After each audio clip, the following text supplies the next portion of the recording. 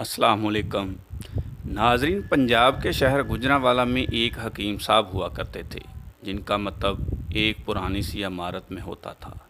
حکیم صاحب روزانہ صبح مکتب جانے سے قبل بیوی کو کہتے کہ جو کچھ آج کے دن کے لیے تم کو درکار ہے ایک چٹ پر لکھ دو۔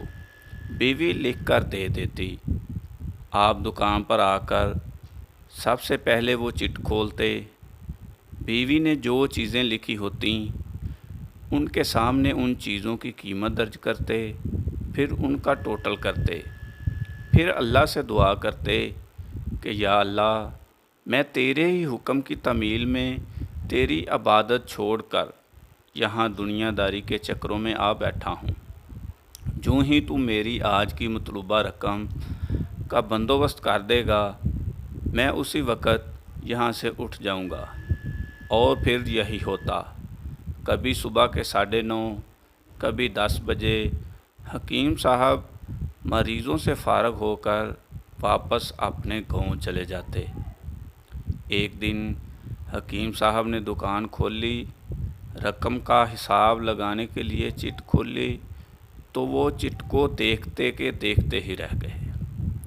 ایک مرتبہ تو ان کا دماغ گھوم گیا۔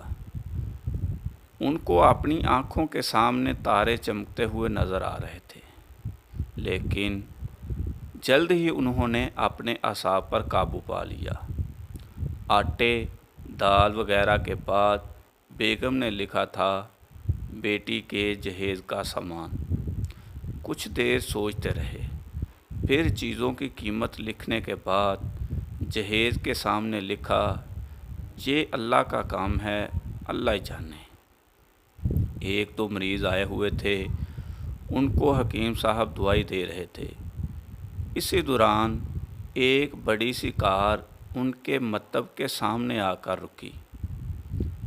حکیم صاحب نے کار یا صاحب کار کو کوئی خاص توجہ نہ دی، کیونکہ کئی کاروں والے ان کے پاس آتے رہتے تھے۔ دونوں مریض دوائی لے کر چلے گئے۔ وہ سوٹٹ بوٹٹ صاحب کار سے نکلے اور سلام کر کے بینچ پر بیٹھ گئے۔ حکیم صاحب نے کہا کہ اگر آپ نے اپنے لیے دوائی لینی ہے تو ادھر سٹول پر آ جائیں تاکہ میں آپ کی نبض دیکھ لوں، اور اگر کسی مریض کی دوائی لے کر جانی ہے تو بیماری کی کیفیت بیان کریں۔ وہ صاحب کہنے لگے حکیم صاحب، میرا خیال ہے آپ نے مجھے پہچانا نہیں، لیکن آپ مجھے پہچان بھی کیسے سکتے ہیں، کیونکہ میں 14-15 سال بعد آپ کے مکتب میں داخل ہوا ہوں۔ آپ کو گزشتہ ملاقات کا احوال سناتا ہوں، پھر آپ کو ساری بات یاد آ جائے گی۔ جب میں پہلی مرتبہ یہاں آیا تو وہ میں خود نہیں آیا تھا، خدا مجھے آپ کے پاس لے کے آیا تھا، کیونکہ خدا کو مجھ پر رحم آ گیا تھا اور وہ میرا گھر آباد کرنا چاہتا تھا۔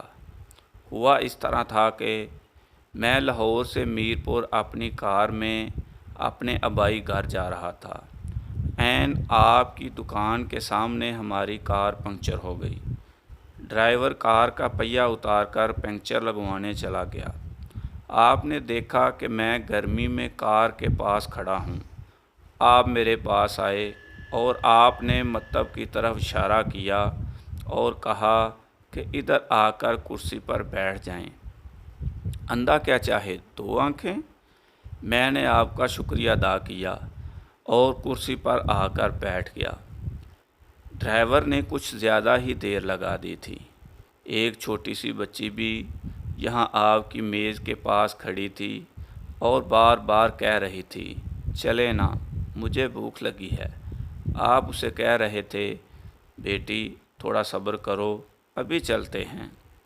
میں نے یہ سوچ کر کہ اتنی دیر سے آپ کے پاس بیٹھا ہوں، مجھے کوئی دوائی آپ سے خریدنی چاہیے تاکہ آپ میرے بیٹھنے کو زیادہ محسوس نہ کریں۔ میں نے کہا حکیم صاحب، میں 4-5 سال سے انگلینڈ میں ہوتا ہوں۔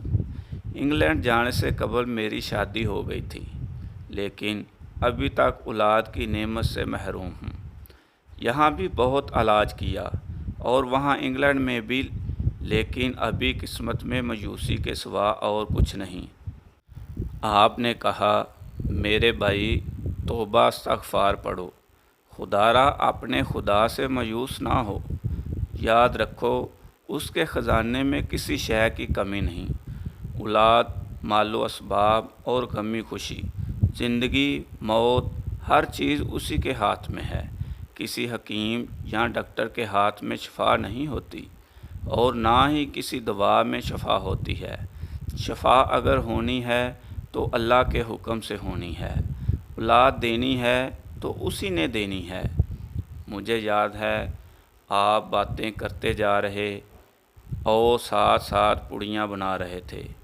تمام دوائیاں آپ نے 2 حصوں میں تقسیم کر کے 2 لفافوں میں ڈالیں۔ پھر مجھ سے پوچھا کہ آپ کا نام کیا ہے؟ میں نے بتایا کہ میرا نام محمد علی ہے۔ آپ نے ایک لفافہ پر محمد علی اور دوسرے پر بیگم محمد علی لکھا۔ پھر دونوں لفافے ایک بڑے لفافہ میں ڈال کر دوائی استعمال کرنے کا طریقہ بتایا۔ میں نے بے دلی سے دوائی لے لی، کیونکہ میں تو صرف کچھ رقم آپ کو دینا چاہتا تھا۔ لیکن جب دوائی لینے کے بعد میں نے پوچھا کتنے پیسے، آپ نے کہا بس ٹھیک ہے۔ میں نے زیادہ زور ڈالا تو آپ نے کہا کہ آج کا کھاتا بند ہو گیا ہے۔ میں نے کہا مجھے آپ کی بات سمجھ نہیں آئی۔ اسی دوران وہاں ایک اور آدمی آ چکا تھا۔ اس نے مجھے بتایا کہ کھاتا بند ہونے کا مطلب ہے کہ آج کے گھریلو اخراجات کے لیے جتنی رقم حکیم صاحب نے اللہ سے مانگی تھی وہ اللہ نے دے دی ہے، مزید رقم وہ نہیں لے سکتے۔ میں کچھ حیران ہوا اور کچھ دل میں شرمندہ ہوا کہ میرے کتنے گھٹیا خیالات تھے، اور یہ سادہ سا حکیم کتنا عظیم انسان ہے۔ میں نے جب گھر جا کر بیوی کو دوائیاں دکھائیں اور ساری بات بتائی تو بے اختیار اس کے منہ سے نکلا، وہ انسان نہیں، کوئی فرشتہ ہے، اور اس کی دی ہوئی ادویات ہمارے من کی مراد پوری کرنے کا باعث بنے گی۔ حکیم صاحب، آج میرے گھر میں 3 پھول اپنی بہار دکھا رہے ہیں۔ ہم میاں بیوی ہر وقت آپ کے لیے دعائیں کرتے رہتے ہیں۔ جب بھی پاکستان چھٹی آیا، کار ادھر روکی لیکن دکان کو بند پایا۔ میں کل دوپہر بھی آیا تھا، آپ کا مکتب بند تھا۔ ایک آدمی پاس ہی کھڑا ہوا تھا۔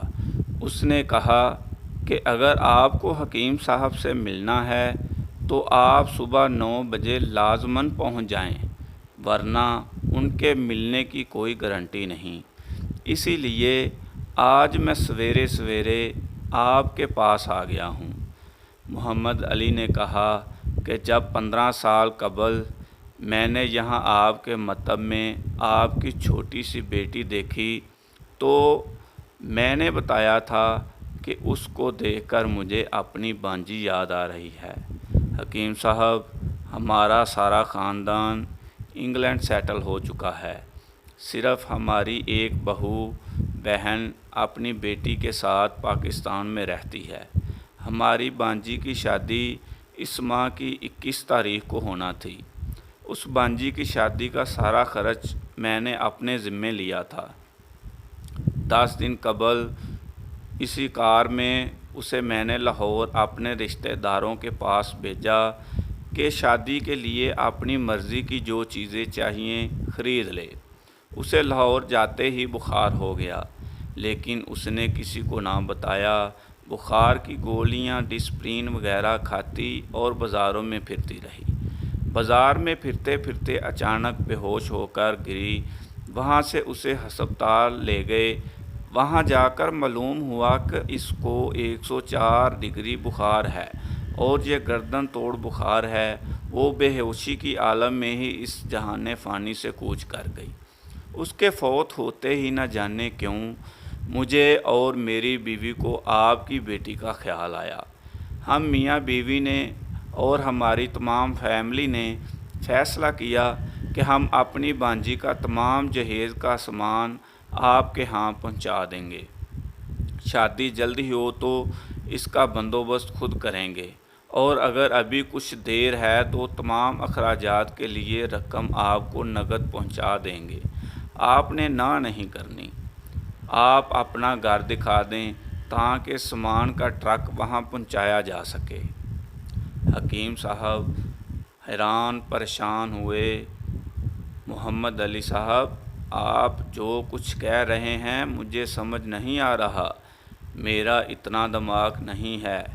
मैंने तो आज सुबह जब बीवी के हाथ की लिखी हुई चिट यहाँ आकर खोल कर देखी तो मिर्च मसाला के बाद जब मैंने ये अल्फाज पढ़े, बेटी के जहेज़ का सामान, तो आपको मालूम है मैंने क्या लिखा? आप ख़ुद ये चिट ज़रा देखें। मोहम्मद अली साहब ये देखकर हैरान रह गए कि बेटी के जहेज़ के सामने लिखा हुआ था, ये काम अल्लाह का है, अल्लाह जाने। मोहम्मद अली साहब, यकीन करें आज तक कभी ऐसा नहीं हुआ था कि बीवी ने चिट पर चीज़ लिखी हो और मौला ने उसका उसी दिन बंदोबस्त ना कर दिया हो। वाह मौला वाह, तू अज़ीम है, तू करीम है।